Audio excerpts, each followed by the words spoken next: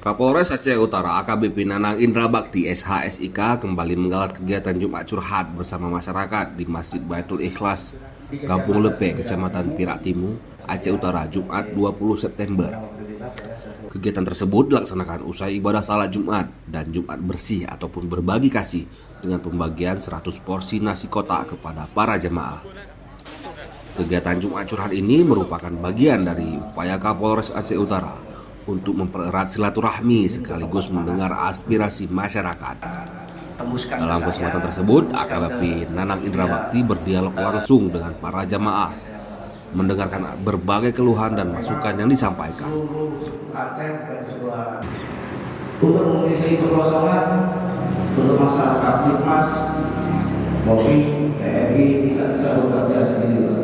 Kita harus sama-sama menciptakan rasa aman pada desa itu, wilayah itu sendiri. Jadi silakan komunikasi. Dialog berlangsung secara dua arah sehingga masyarakat bisa secara langsung menyampaikan harapan dan saran kepada pihak kepolisian.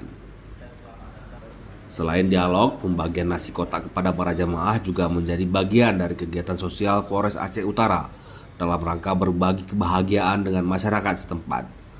Para jamaah menyambut baik kegiatan ini dan berharap agar program serupa dapat terus dilaksanakan secara rutin sebagai jembatan komunikasi antara polisi dan masyarakat.